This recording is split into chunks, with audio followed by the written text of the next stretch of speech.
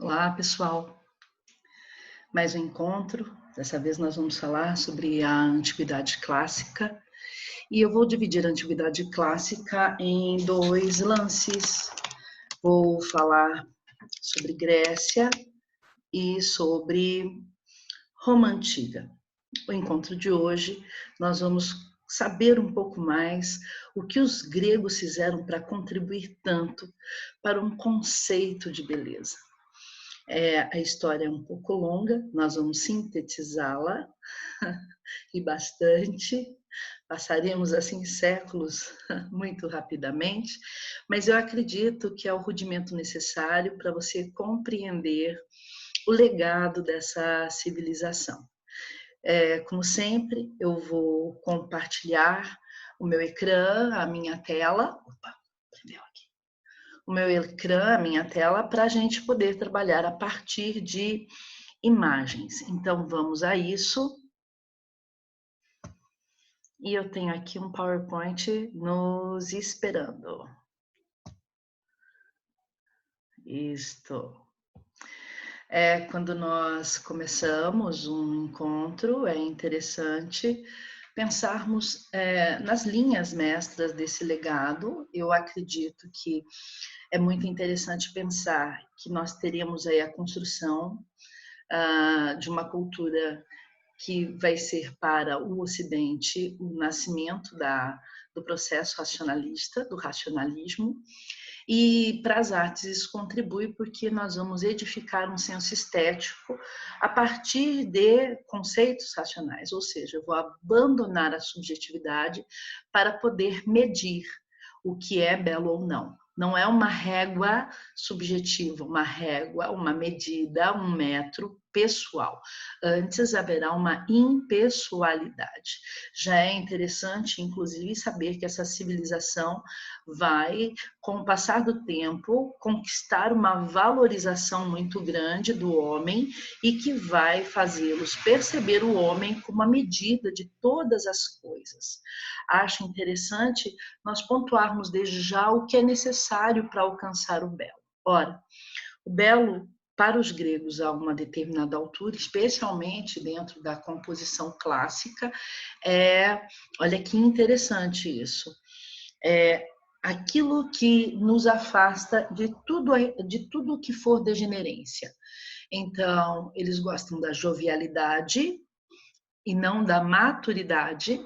Eles gostam de um corpo que, de alguma maneira, represente muita saúde, e o jovem alcança isso. Depois da saúde, aqui e acolá nós vamos perceber que os gregos vão edificar, especialmente no período áureo, especialmente a ideia de beleza, aquilo que é virtuoso. Então, esses são os primeiros conceitos da beleza, o que é jovem, o que é saudável e o que é moralmente correto. Do ponto de vista prático, quando nós observamos alguns trabalhos, especialmente a escultura, no que nós teremos uma marcação acentuada desses valores, nós veremos muito equilíbrio, e o equilíbrio no desequilíbrio, então a simetria de contraposto sendo conquistada com o tempo. Nós vamos ver uma harmonização muito grande, e a harmonização se dá a partir da proporcionalidade entre as partes. Então, nós vamos ter aí o equilíbrio, uma simetria, uma harmonia, e isso vai gerar um ritmo, vai gerar uma apresentação muito interessante. Tudo idealizado, ainda que eles trabalhem com a dita mimese, né, que seria a imitação, eles trabalham a partir daquilo que existe. O belo grego é tão idealizado que, se nós formos olhar na sociedade, 5% das pessoas alcançam toda a exigência por eles defendida. Também é importante nós sabermos que essa sociedade vai edificar isso ao longo de um período. Então, nós teremos estágios como o arcaico, o clássico e o helenístico, que no decorrer da aula serão abordados. Eu peço que prestem atenção. É interessante também aqueles que vão para concurso, lembrar aqui e acolar alguns nomes. Eu acho que os imprescindíveis seriam Miron, por conta do descoblo, ainda mais esse ano que seria de Olimpíada, não sabemos como será, parece que o Japão pediu aí um ano de prazo. Seria interessante pensar em Policleto e Praxiteles, porque serão aqueles que mais vão deixar um legado de como o corpo belo se apresenta. Fídias é um grande arquiteto, vai ser ele responsável pelo Paternon. E Eufileto é um pintor de vaso. A pintura grega se dissipou, se deteriorou muito, então nós estudamos mais a pintura dos vasos, pintura preta e a pintura vermelha, do que propriamente os afrescos, ainda que eles sejam sabidos por lá. E o que não pode faltar, porque muitas vezes os últimos são os primeiros, reconhecer dentro dos templos as ordens que preconizaram a sua confecção, dórico, jônico e coríntio, que vão se tornar verdadeiros estilos. Ao lado, eu deixei algumas imagens, o Paternon lá abaixo, subindo nós temos uma escultura belíssima de Policleto. É muito comum que nós olhemos o corpo por todas as facetas, porque o que há de mais interessante é a coluna ereta e em cima um vaso, uma pintura preto muito bonita. Esse vaso é uma cratera, que normalmente é utilizado pelo fato de ter uma boca muito ampla para conservação de frutos, posto que um estando distante do outro e com mais arejo, nós não teríamos ali a formação de fungos e bolores, enfim. Mas vamos à nossa aula e vamos olhar o mapa. E temos ali o Mediterrâneo maravilhoso e a região da Ática, do Peloponeso, lá embaixo Creta, que sempre foi uma disputa entre gregos e turcos. E eu queria que vocês observassem. Nós temos históricos muito bonitos desse território desde a Idade do Bronze. E eu posso lhes afirmar que lá em Creta, em Knossos, nós temos o maior sítio arqueológico da Era do Bronze, com um palácio.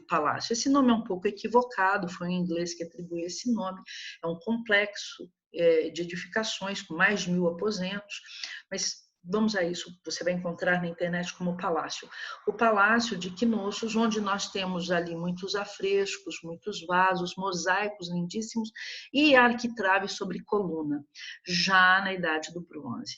Também aqui no Peloponeso, eu não sei o quanto vocês percebem, mas vamos a isso. Ó, o Peloponeso, estou com um rato ali, com o mouse, vocês vão ver a setinha. Na cidade de Micenas, nós vamos ter uma história de um povo, o povo micenas, que alguns dizem que derivam dos aqueus, que são dos povos indo-europeus, com muitas contribuições, não só porque fizeram uma cidadela murada e mostram o engatilhamento, o engajamento de tijolos, né? Na realidade não eram tijolos, eram blocos de pedra entrecruzados, o que garante uma amarração da parede, mas também vamos ter um tolo de Atreus, pai de Agamenon, e daí tantas lendas belíssimas, como Menelau, que era irmão de Agamenon e que perdeu Helena para Paris de Troia.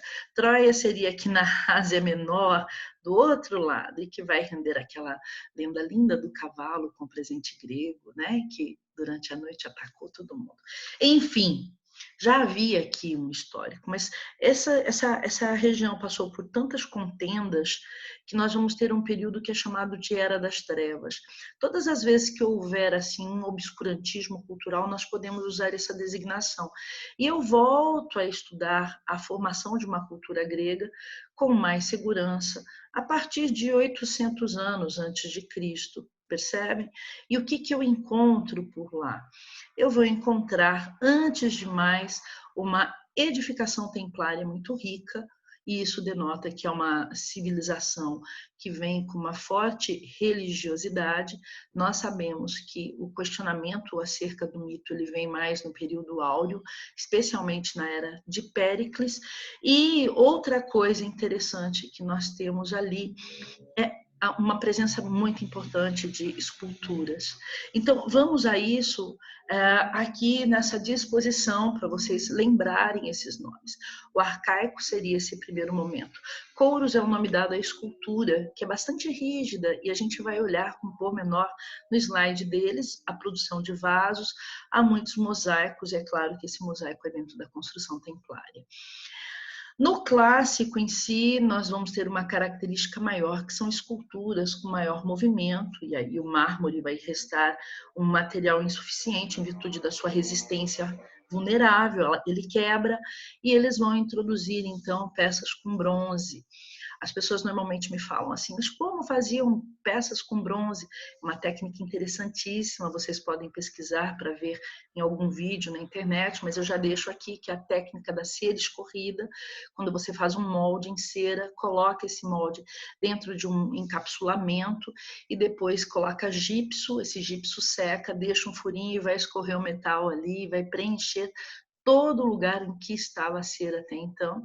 Você pode fazer uma escultura maciça ou oca com esse processo. E também é no clássico que nós vamos identificar a formação de ordens, ainda que antes nós já tivéssemos a ordem dórica, mas aqui nós vamos ver essa formalização. E o helenístico, que é um período consagrado a partir de 323 com Alexandre Magno, a expansão de tudo que foi ali edificado. Exatamente como era? Não, o Alexandre ele é um pouco mais passional, ele exige um pouco mais de monumentalidade e também vai ter uma carga de drão. Drão do grego é cena, então nós vamos ter mais uma carga de eros. E por favor, compreendam, quando eu falo eros, eu estou falando uma forma de manifestação do amor grego. Nós não temos aqui o crivo judaico-cristão ou o julgo judaico-cristão. Os gregos eles trabalham com muitas formas de amor. Quem tiver curiosidade pode investigar, por exemplo, pragma, filos, ágape, eros, são várias, e vocês vão perceber que o erotismo é só uma forma de compreensão do corpo e da manifestação do corpo que até então estava bastante resguardada, especialmente quando se fala de mulheres, porque ao longo da história grega, com alguma exceção em Esparta, a mulher era muito da vida privada e o homem era mais da vida pública. Então, dando continuidade, trago para começar a nossa apresentação nada mais, nada menos do que um pastor. Muitas pessoas associam o pastor ao cristianismo, mas fato é que todas as civilizações antigas têm um apelo para esse homem que é o guardador de rebanhos. Um homem normalmente simples, apegado à terra e que garante sustento. Aqui eu quero que vocês observem o corpo, como ele é rijo, ainda que seja muito bem feito. Nós temos um pormenor muito interessante nos cabelos, os olhos amendoados. O nariz grego está quebrado, mas enfim, é um dos narizes mais bem feitos. E esse sorriso em arco, nós chamamos também de sorriso doce, em que nós olhamos para a escultura e temos a sensação de uma harmonização emocional. O bicho, muito bem feito, o pormenor é interessante, e era assim que eles trabalhavam, com muita frequência, ou seja, havia um conhecimento de corpo, olha, não é uma anatomia profunda, mas umbigo, o abdômen estriado, enfim, e esta seria a obra máxima do período arcaico, couros. Couros do grego significa jovem, então ele traduz jovialidade pelo corpo que apresenta. Muitos teóricos gostam de fazer a análise a partir da concepção comparativa, da análise comparativa. E ao compará-lo com outras esculturas da antiguidade, a exemplo do Egito e da Mesopotâmia, se afasta deste, que é o exemplo da Mesopotâmia, mas se aproxima daquele que é do Egito, exatamente porque eu tenho uma forma muito jovial e rígida. No Egito eles faziam corpos jovens porque acreditavam que o corpo, que a alma volitando, se não encontrasse a múmia para voltar, voltaria na escultura. Aqui, entretanto, a condição é diferente, sabe? É exatamente a valorização de jogos, sobretudo na passagem da adolescência para a juventude, jogos, ritos de maioridade, ritos de passagem. Então, eles gostavam muito disso, e vocês vão ver a composição desse corpo efetivamente representando a saúde, a vitalidade. Eu não sei se vocês observaram, não há um fino acabamento e um total conhecimento de anatomia ainda, mas permanece aquele cuidado do pormenor. Se o menino é o courus, a menina é, olha lá por trás, isto, a coluna, o acabamento do cabelo. A menina é coiré. Coiré, além de menina, significa a matéria do mundo a ser descoberta. E olha a roupa dela como é efetivamente bastante sisuda, austera, não é? Nós não vemos as formas. Poderíamos até indicar uma desproporcionalidade ou uma preservação dos quadris para dar esse ar de pudica. Vocês podem ver isto. Entretanto, ela também guarda um sorriso harmonioso e um cabelo bastante pormenor. O que vai chocar muito de vocês é porque todo mundo quer ver uma escultura clássica sóbria, como foi tanto prolatado no iluminismo, mas as pesquisas que nós temos, com uma série de raios que vai do ultravioleta ao infravermelho, nós sabemos que elas eram coloridas. E alguns se desapontam muito porque acham as cores muito provocativas. Há quem não goste de cores garridas, mas os gregos gostavam. Os templos, por exemplo, eram todos nacarados. Nácar é rosa. Eles gostavam muito das matizes do vermelho, porque é sanguinidade, é vida, não é? Desde que o mundo é mundo, o vermelho é uma cor de vida, é a cor do sangue. E nós temos alguns detalhes em azul, em algum douramento, amarelo, porque isso dava muita pompa e circunstância. A pigmentação azul nunca foi muito fácil, ao contrário do vermelho. O douramento também não. Então, todas as esculturas que recebem isso dá essa sensação de haver ali uma suntuosidade. A propósito, quero ainda falar que a cultura grega não fica só lá no Peloponeso, na Grécia continental, ou no Dodecatenato insular, que é a Grécia insular, as ilhas. Nós vamos encontrar muito da cultura grega no sul da Península Itálica, especialmente de Nápoles para baixo. Nápoles é Neópolis, então em Pompeia, Herculano, que foram cidades destruídas pelo Vesúvio na década de 70 da era cristã. Ali nós teremos muita coisa, inclusive a pintura, é bem interessante lá. Outro lugar interessante seria a Sicília, onde nós temos ali o campo dos templos, com mais de 20 quilômetros quadrados com campos. Não estão em perfeito estado, porque, como é óbvio, a cultura pagã foi bastante combatida pelos cristãos. É engraçado, né? Quem domina sempre tenta oprimir a cultura anterior. E os cristãos que sofreram tanto na mão dos romanos, a posteriori vão destruir bastante os templos gregos que restaram, especialmente na Sicília. Mas ali nós também temos. E é de lá que eu vou trazer um templo da Península Itálica, porque ele está em excelente estado de conservação, é uma zona turística, e vocês vão ver como a coisa se faz. Para edificar um templo, nós temos primeiro que alinhar o terreno, deixando-o estéril. E aí nós chamamos de esterióbata. Tudo isso porque o cimento não há. O que sustenta uma construção como essa é a pressão física. Alguns templos podem chegar aí a 40 mil toneladas. É uma coisinha leve. Então nós temos a esterióbata, que seria esse momento de aplanamento. Depois vocês estão vendo 2 degraus, a estilóbata, que eleva. As colunas, elas não são inteiras, elas são cortadas na horizontalidade e são estriadas na verticalidade.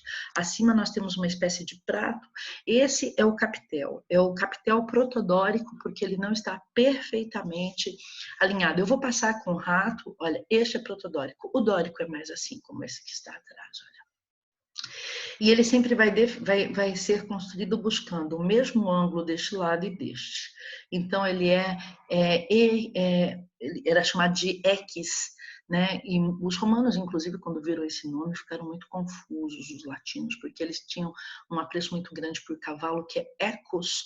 Então falavam que esse capitel era masculino, que esse capitel era a força, a virilidade do homem, mas na realidade era só porque tinha que ser igual a angulação dos dois lados.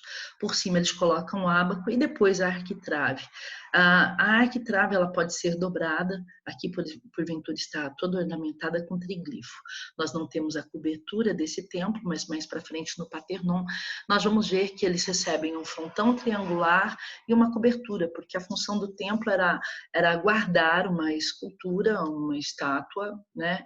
Normalmente em mármore, mas podia ser também em ouro, para que as pessoas fossem cultuar. E quem cuidava de tudo isso eram os sacerdotes. Na Grécia há um muito especial que é o Aedo. Aedo é um poeta que em algumas circunstâncias podia fazer não só hinos ou odes, mas eu gosto especialmente dos epitalâmios, que são cantigas de amor e casamento, mas também das elegias, que são cânticos de morte. Os gregos acreditavam que quando alguém morria, ficava também 40 anos volitando, e eles iam até o mar e se banhavam muito para retirar assim as impressões do morto. Aqui os 3 capitéis, esses outros 2 vão ser criados no período clássico, é sabido, então fica o dórico como uma insígnia do arcaico. Ele, entretanto, não vai ser só usado no arcaico. Quando fizeram o Parthenon, ele foi utilizado. O jônico, ele é considerado, se aquele é o masculino, né, é considerado o feminino. Essas volutas, essas espirais que vocês veem são inspirados em cornos do Velocino, que acolheu Zeus, mas os latinos perceberam tudo isso como se parecesse de um lado e de outro a trompa de Falópio e o útero, e falam que a elegância daqui é uma elegância feminina. Esse último Coríntio, ele foi criado, e nós sabemos o nome de quem criou, Iquitínio, quando estava sendo construído o Parthenon. Iquitínio teve muitos ciúmes de Fídias ter sido o engenheiro mestre, o arquiteto mestre contratado, e ele foi à forra e disse que ia criar alguma coisa totalmente nova e o fez. É maravilhoso e virou também um emblema do período helenístico. Então eu tenho dórico, todos eles são usados a todo tempo, por favor, mas o dórico seria um símbolo do arcaico, o jônico pela sua elegância, pela sua doçura, do clássico, e o coríntio do helenístico. As pessoas normalmente, quando chegam nesse ponto, querem saber datas, então o dórico você vai encontrar desde com bastante certeza, desde os anos 800 anos antes de Cristo, o jônico de 400 para cá, especialmente nos idos de 450, e o coríntio de 323 para cá. Tudo bem? Agora lembrem, essas datas tão fixas assim, elas desconsideram a verdade, porque tem um processo evolutivo. Aqui, olha que lindo, eu trouxe um templo de Afaia, na Egínia. Olha que lindo que ele é com dórico, percebem? Eu gosto muito dos triglifos. Pena que falta o frontão triangular, mas já dá uma base interessante de como eles trabalhavam. Quero que vocês observem as escadarias, de frente e de lado. A população podia entrar por qualquer lado num templo. Isso não acontece, por exemplo, em Roma. Os romanos levam o modelo do templo para si, mas eles são mais controladores.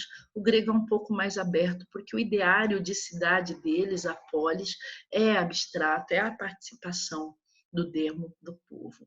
Há aqui uma planta baixa, para vocês verem a quantidade de colunas, e são muitas, e lá, enfim, com o acabamento. Imagina tudo isso pintado a rosa, que grandiosidade. E não era um nem dois. A saber, os deuses mais cultuados, com certeza, era Palas Atena, que depois na cultura romana virou Minerva, que é o senso da justiça e da razão, e Zeus eram os mais cultuados. O menos cultuado vai ser Dionísio, que é o deus da bebida. Gregos não bebiam, quando bebiam vinho era sempre diluído, sabe? E os romanos não, os romanos gostam bastante de barro. Normalmente nas portas eles deixavam ânforas assim, olha, que são vasos com água lustral.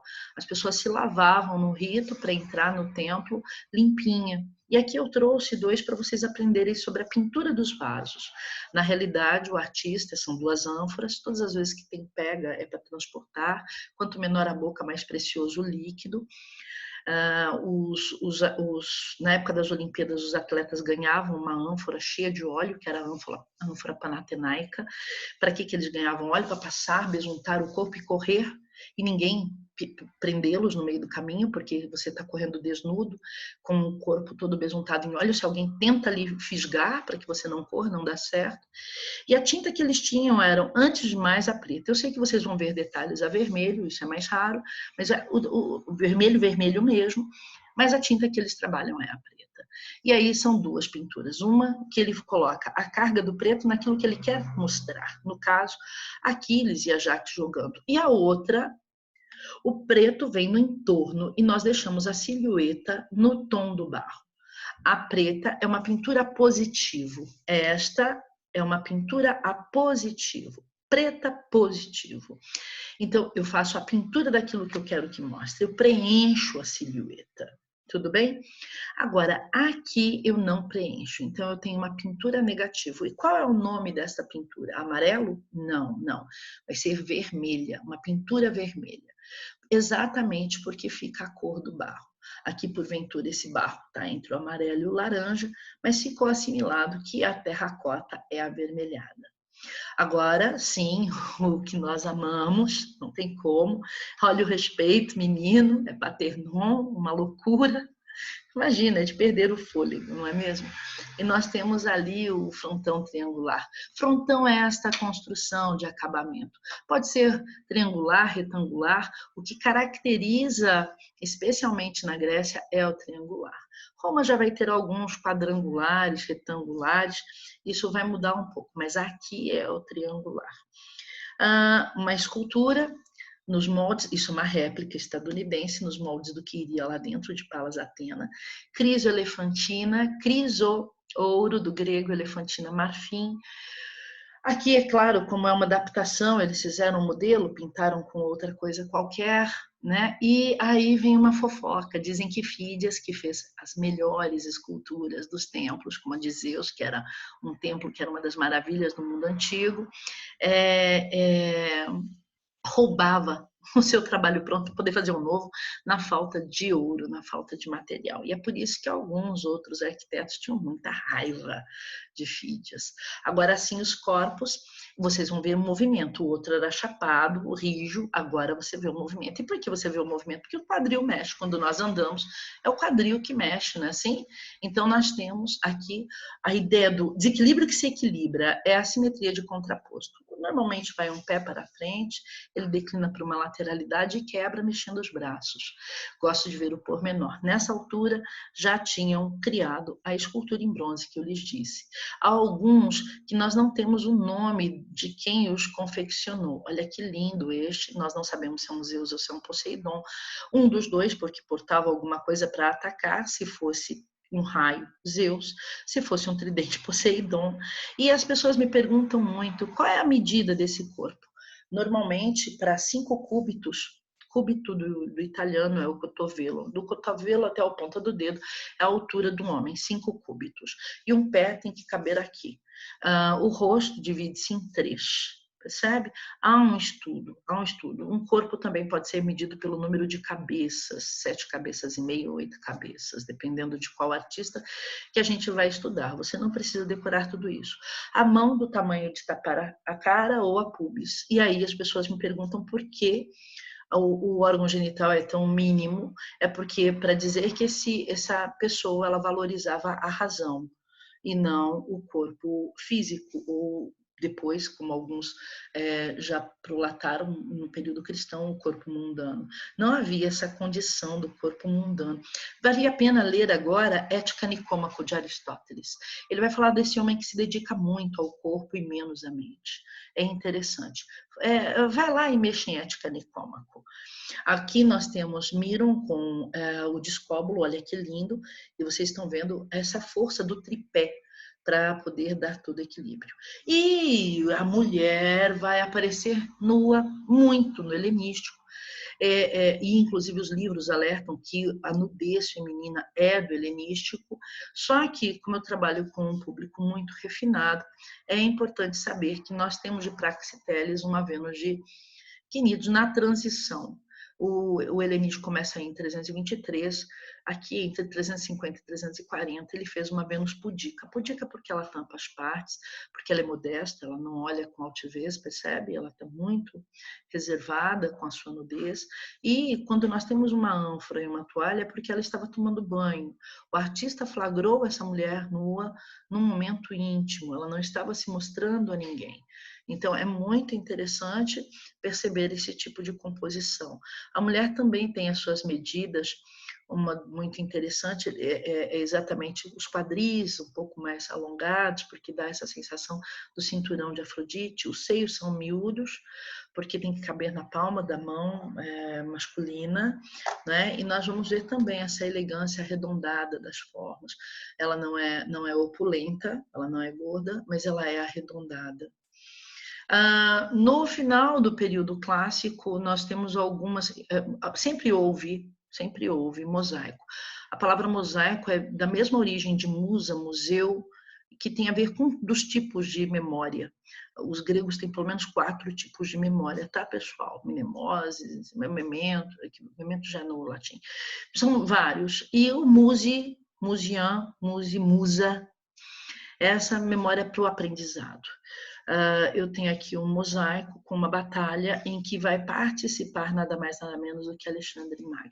Alexandre morre com 30 e pouquinhos anos, né? Mas deixou um legado muito interessante. E aqui eu trouxe um mosaico sobre ele. Outra coisa interessante é falar sobre o teatro grego. O teatro deve ter existido desde sempre, pelo menos o teatro de sombras, do lado de uma fogueira. Quem não faria isso contando seus fatos heróicos ou seu dia a dia? Na Grécia, o teatro vem com uma carga nova por conta desta edificação que é a Áriana. Eles apropriavam-se dos terrenos que já eram escarpados e íngremes e faziam esses assentos todos. Aquele círculo onde há a apresentação dos artistas era a cena ou esquena, e aqui a conistra, onde ficavam o coro. Sim, os teatros eles eram cantados com muita métrica. Vale a pena lembrar que nós temos as comédias, normalmente para as pessoas mais humildes que precisavam desopilar o fígado, que precisavam, né, resolver esse enfesamento. E eu escolhi propositalmente tanto o enfesamento quanto desopilar o fígado, porque os gregos atribuíam sentimentos ao aparelho digestório. E para os ricos, na catarse, ter uma certa empatia. O que eu mais gosto do teatro grego é que atrás da conistra, às vezes, ficavam algumas máquinas simples. Quando havia alguma guerra, algum problema, eles subiam uma escultura de um deus qualquer e havia ali um apaziguamento, era o deus ex machina, miraculoso. Os gregos acreditavam muito em milagres. E o deus ex machina resolvia muita coisa dentro da cena teatral. No helenístico, para fechar o nosso encontro, eu deixei algumas peças, especialmente escultóricas. Essa é a Nike de Samotrácia, que foi encontrada em 1905. É uma Venere velata, velata porque o corpo dela está nu e está vestido. Vocês estão vendo que o tecido é maravilhoso. É uma das primeiras esculturas veladas que nós temos. Ela está dando um passo à frente e ela ficava presa na ponta de uma embarcação. É sabido que é de Samotrácia por conta dessa embarcação e dos outros restos que dela foram retirados no litoral. Olha, ela é muito linda, não é verdade? Outra coisa que eu acho necessário deixar aqui para vocês é a Afrodite de Milos, ou Vênus de Milo. Essa ideia da nudez. Eu acho interessante aqui o escultor já colocou um seio maior do que o outro, como é a natureza, por causa dos batimentos cardíacos, é um pouquinho maior do que o outro. E também gosto como cai esse pano de maneira tão leve. O pano clássico, o olhar pano é entender de arte, o pano clássico é muito leve. O sorriso doce, o olhar distante, é muito interessante. Aqui, uma carga de erotismo maior. Essa Vênus, apesar de tapar as partes e ser pudica, está ali ao pé, nada mais, nada menos do que de um fauno. E é um pan, né? E dá a sensação de que vai bater nele, né? Mas ao mesmo tempo tem o que nós chamamos na história da arte de gioco amoroso, né? Vai, não vai, vem, não vem. Esse gioco, e o Cupido brinca, inclusive, com os cornos de Pan. Ele a deseja violentamente. Se vocês observarem toda a obra, vão perceber, inclusive, isto. Aqui nós já temos um sátiro dormindo, e o que presume exatamente dentro dessa composição erótica a satisfação. Mas ele não está aqui assim nessa postura para nós efetivamente ficarmos olhando o corpo sem pudor, antes pelo contrário, nos interessa exatamente essa conformação aqui das costelas com o braço. Ai, como é bem trabalhado. E depois a face. Olha a expressão. Imagina se fica uma dessas como eram todas as outras, como trabalhavam ricamente. E para fechar, lá conte com seus filhos e leva no limite do drama, né? Então, drão, do grego é a cena, é o limite da cena, porque aqui eu tenho há um pouco da feiura. E o que seria a feiura? A degenerência, aquela criança, que eu vou passar o rato aqui, ó, deste lado, com a cabeça caída para trás, está morta. O pai luta para tentar salvá-los, e a feiura vem na composição da face de desespero, a boca aberta mostrando os dentes, as fossas nasais, toda a testa encolhida, não é? Não há aqui em nenhum momento o equilíbrio, a doçura, antes pelo contrário. Então nós vamos perceber que essa cultura helenística ela vai um pouco ali além. Eu espero que vocês tenham gostado e assim observado um pouquinho mais sobre a cultura grega. As aulas são rápidas, mas estou muito feliz de estar com vocês. Obrigada pela presença.